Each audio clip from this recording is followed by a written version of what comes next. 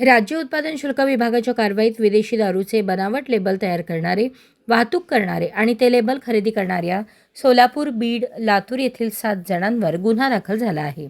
यात एकूण 2 वाहनांसह 13,16,000चा मुद्देमाल जप्त करण्यात आला आहे. पथकाने बनावट 1,57,000 लेबलची रिक्षातून वाहतूक करताना आरोपी समीर रशीद आंबेलखिचडे राहणार मुस्लिम पाचोपेठ, आसिम कासिम बल्लारी राहणार नाकरुहीन नगर झोपडपट्टी यांना ताब्यात घेतले.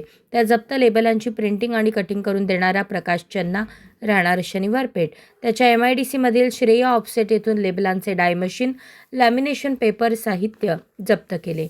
डिझाईन बनवणारे आरोपी सोमनाथ कदम, सुलतान शेख दोघेही राहणार लातूर यांना बंकट प्रिंटर्स लातूर येथून ताब्यात घेण्यात आले. त्यानंतर अंबाजोगाई रोडवर बनावट लेबलांची खरेदी करणारे आणि या टोळीचा म्होरक्या आरोपी महेश स्वामी, गोविंद काळे दोघेही राहणार बीड यांना ताब्यात घेण्यात आले. या गुन्ह्यात एकूण 2 वाहने, 7 आरोपी व 1,58,500 बनावट लेबल आणि मद्य असे एकूण 13,16,000चा मुद्देमाल जप्त करण्यात आला. आरोपीला 5 दिवसांची पोलीस कोठडी सुनावण्यात आली.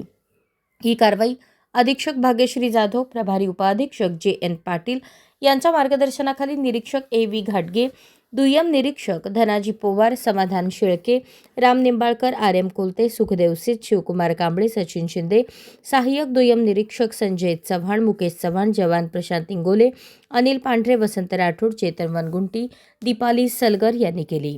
तपास दुय्यम निरीक्षक पोवार करत आहेत. अवैध मद्य विक्री, अवैध निर्मिती व वाहतुकीविरोधात कारवाई यापुढेही चालू राहणार आहे. अशा प्रकारे अवैध व्यवसायात असणारे प्रिंटिंग प्रेस, झेरॉक्स तसेच डाय बनवणारे कारागीर यांच्यावर कडक कारवाई करण्यात येईल. अवैध मद्याबाबत माहिती दिल्यास, कार्यालयास माहिती दिल्यास माहिती देणाऱ्याचे नाव गुप्त ठेवण्यात येईल असे अधीक्षक भाग्यश्री जाधव यांनी जाहीर केले आहे.